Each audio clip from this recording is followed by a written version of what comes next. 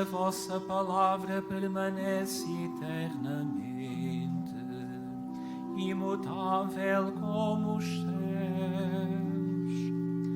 A vossa fidelidade mantém-se de geração em geração, como a terra que formastes e permanece.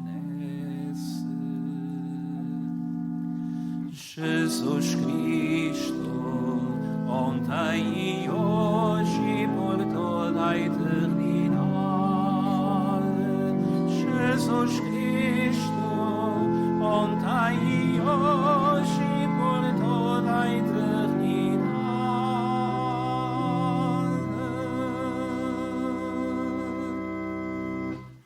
O Senhor esteja convosco. Evangelho de Nosso Senhor Jesus Cristo, segundo São Marcos.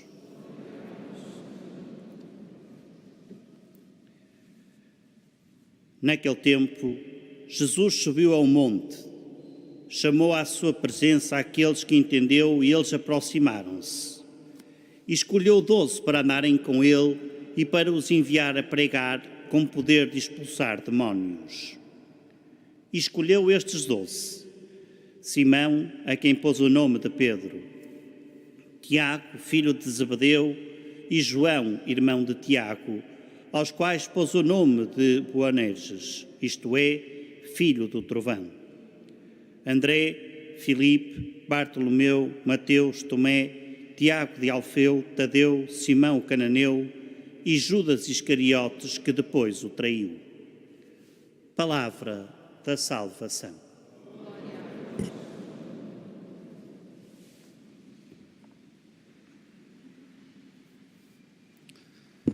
Caros irmãos e irmãs, 3 pensamentos que gostaria de meditar com vocês sobre este texto do Evangelho que acabamos de escutar e um pensamento muito importante do santo e bispo e doutor da Igreja que fazemos memória, São Francisco de Sales.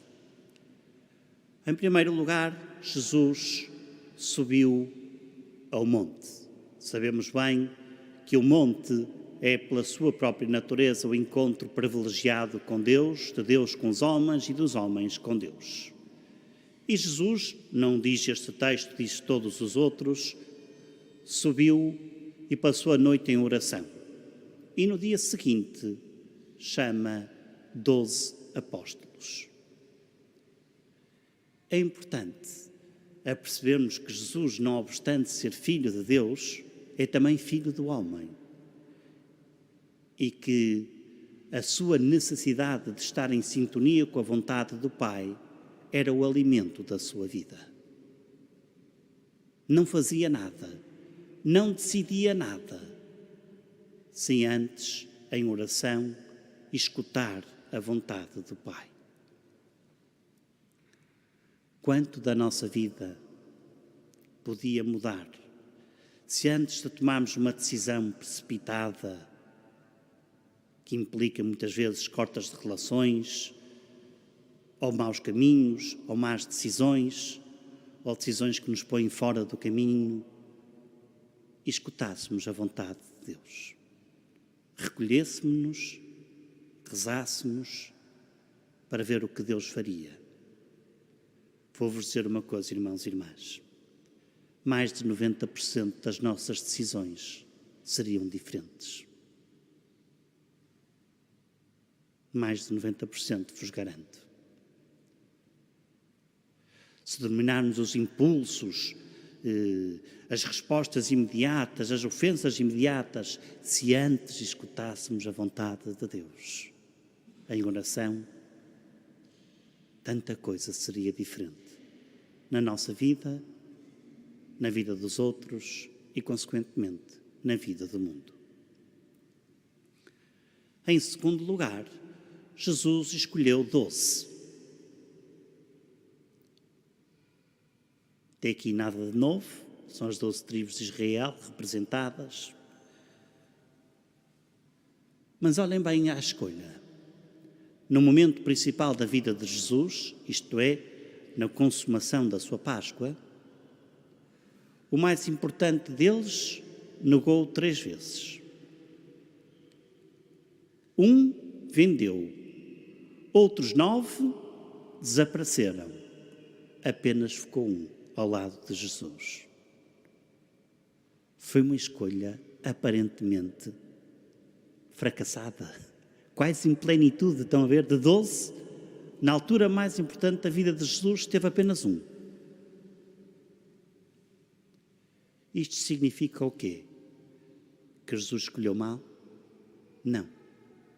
Significa 2 coisas muito importantes. A primeira, Jesus escolhe-nos sempre, dá-nos sempre a oportunidade, espera sempre uma boa resposta de nós. Sempre. E em segundo lugar,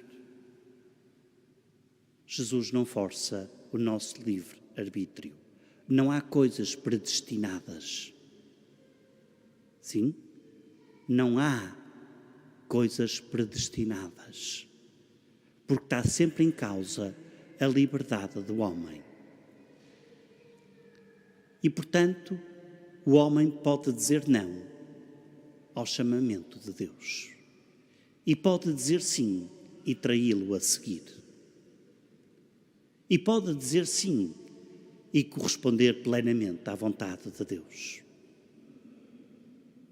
Mas Deus nunca violenta, nunca força, nunca impõe, nunca obriga a nossa escolha. Nunca. Sabem porque é que isto é importante? Porque escusam de olhar para o Francisco e para a Jacinta e para a Lúcia e para outros milhares de santos e para outras pessoas e dizer, que bem que Deus fez com ela. Não. Que Deus podia fazer bem comigo e eu não deixei. Isso sim. Isso sim. Para Deus não há uns e outros. Somos todos um. Cada um de nós é único e irrepetível aos olhos de Deus. Deus não olha para a massa de pessoas, olha para o nome, para o rosto e para o coração de cada um de nós. Os santos são pessoas que nos incentivam a corresponder à vontade de Deus. Mas não lhes custou também?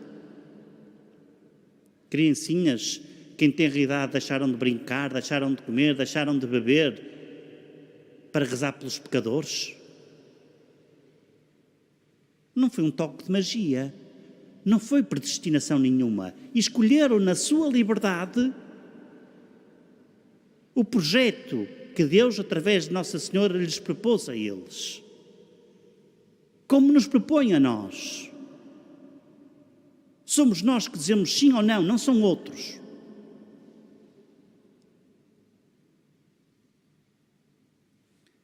E por fim, um terceiro pensamento.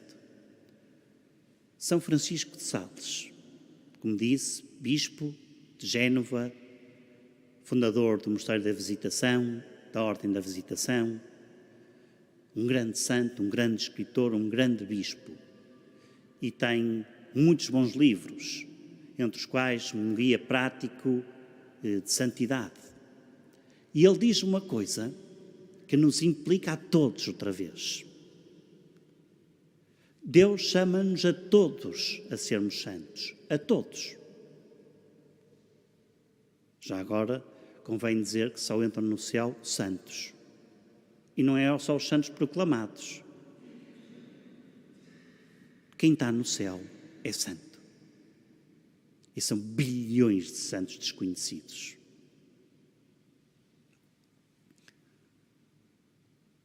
E São Francisco diz: ninguém se pode santificar fora do seu estado.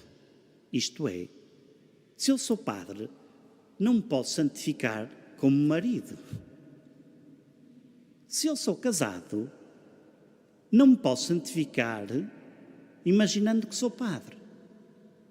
Se eu sou casado, não posso me santificar através e apenas de coisas fora do matrimónio. Não. O meu estado é que define que é ali que eu devo ser santo. É por isso que os casais devem ser santos. É por isso que os padres devem ser santos. É por isso que os solteiros devem ser santos. As solteiras devem ser santas.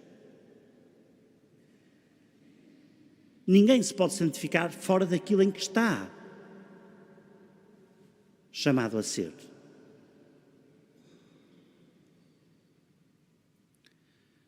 Caros irmãos e irmãs, vivemos, como sabem, um ano de graça. Isto é, um ano em que, de alguma forma, inexplicável de dizer, mas é como se Deus abrisse ainda mais a sua já infinita misericórdia. É um ano propício para acolhermos o seu amor, o seu perdão, a sua misericórdia. É um ano propício para emendarmos de vida. É um ano em que somos chamados a nos converter e a seguir o caminho de santidade, que não significa não ter pecados, significa, em cada pecado, levantarmos e continuarmos a andar. Esses são os santos. Os santos que Deus quer que todos nós sejamos.